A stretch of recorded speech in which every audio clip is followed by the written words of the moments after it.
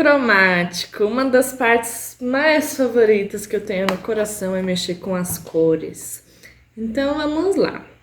Bom, primeiramente, o círculo cromático, ele é a base para absolutamente tudo que você for fazer na sua vida.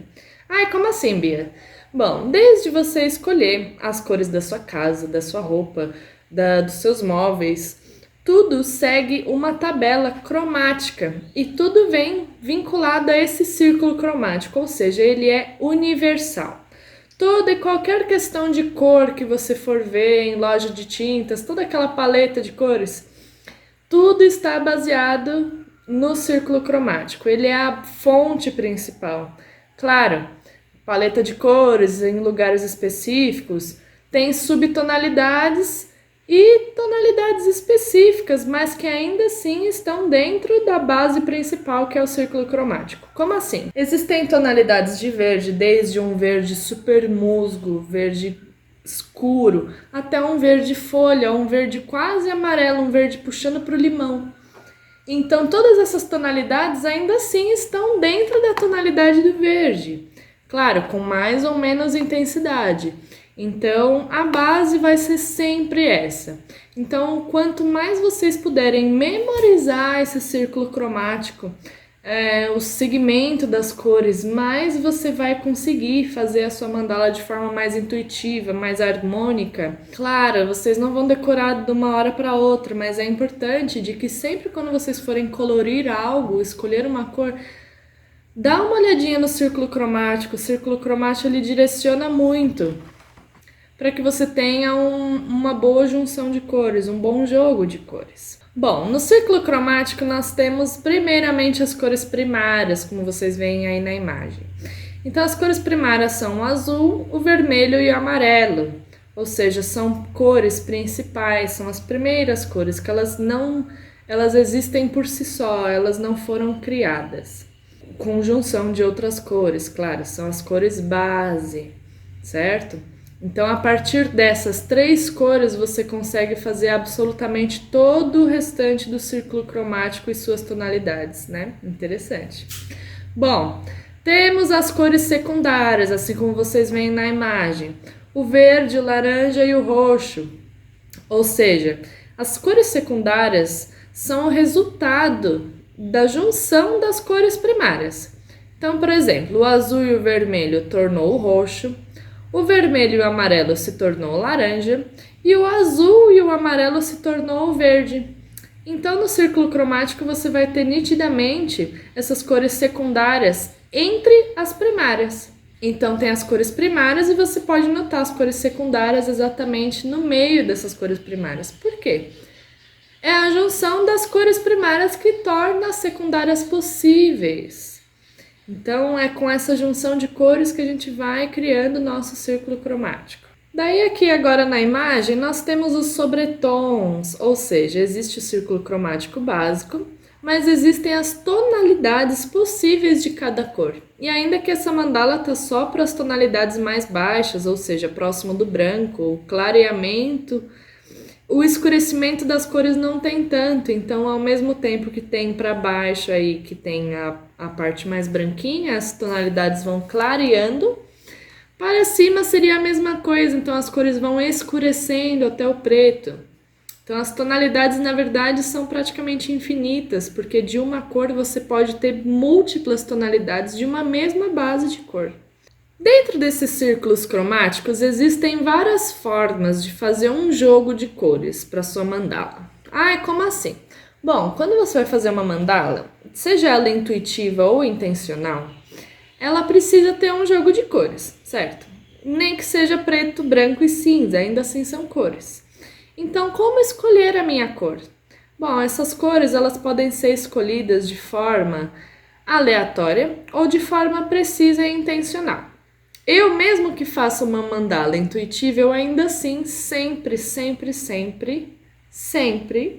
olho o círculo cromático e se eu quero trabalhar com cores análogas ou complementares. Então, como assim? Bom, as cores complementares, assim como vocês veem na imagem, elas são cores que estão uma de frente para a outra. Ou seja, o azul para o rosa, o azul para o laranja, cores próximas ali. Todas as cores que estiverem uma à frente da outra são cores complementares. Bia, mas como é que eu uso essas cores complementares na minha mandala? Bom, as cores complementares são quando você quer dar um maior destaque naquela cor específica. Então, por exemplo, como são cores bem diferentes, você consegue ver aí, por exemplo, são cores praticamente discrepantes, né? Se a gente pudesse falar dessa forma. Por quê? São cores que estão muito longe uma da outra, elas são literalmente distantes, então por isso que está à frente uma da outra. Então são cores que não tem como você esfumar, não tem como você juntar, fazer uma junção que fique harmônica, elas são muito diferentes. Então qual que é a intenção de cores complementares? Que você coloque destaque na sua arte, que ela destaque, que ela seja algo que você note especificamente, aquela cor complementar que você colocou. Então, por exemplo, você fez uma mandala inteirinha azul. Puxa, tá muito azul, eu queria dar uma quebrada. Coloca um laranja, um amarelo em pontos específicos, sem tentar esfumar, sem tentar juntar uma cor na outra. Não. Azul aqui e laranja aqui.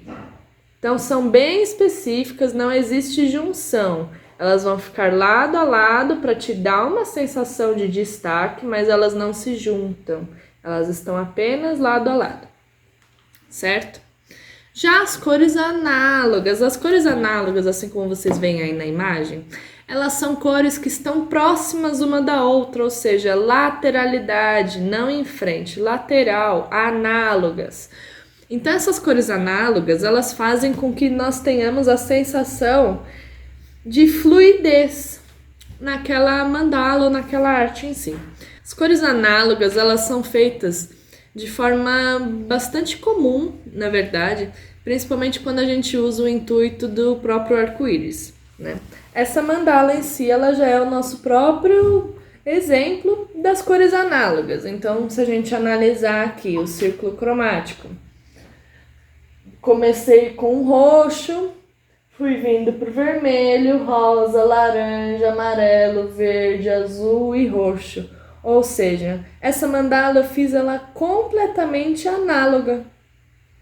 Não existe cores próximas uma da outra que não estejam uma do lado da outra no círculo cromático. Então não existe um destaque em si, não existe uma intenção de destacar algo na mandala. E sim que ela seja esse círculo que parece o próprio arco-íris, porque as cores caminham juntas, as cores continuam. Então, claro, se eu quisesse fazer essa mandala inteirinha esfumada, juntando uma cor na outra, eu conseguiria perfeitamente. Eu conseguiria juntar o roxo ao vermelho, eu conseguiria juntar o vermelho ao rosa, do rosa para o laranja, do laranja para o amarelo, do amarelo para o verde, do verde para o azul e do azul para o roxo. Eu conseguiria fazer essa junção de cores perfeitamente. Então, as cores análogas, elas não são como as complementares. Pode ser igual aqui. Eu fiz uma do lado da outra sem juntar. Mas as cores análogas te permitem a imergir uma na outra. Por que a cor secundária, ela é secundária? Foi a junção do vermelho com o amarelo que virou o laranja. Então, se você quiser juntar o vermelho com o amarelo, automaticamente você já vai ter uma terceira cor aí. Por quê? Ainda assim análogas, você está criando uma terceira cor com a junção de duas que estão bem próximas, não são complementares.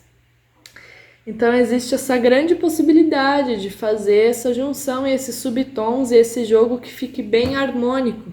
Por que harmônico? Bom, as cores análogas, elas trazem essa sensação de harmonia. E as cores complementares, elas trazem a sensação de quebra, então de destaque. Tem muito azul, coloca o laranja, o amarelo, isso vai trazer destaque para o seu desenho e vai dar uma quebrada naquelas tonalidades mais fixas, mais frequentes.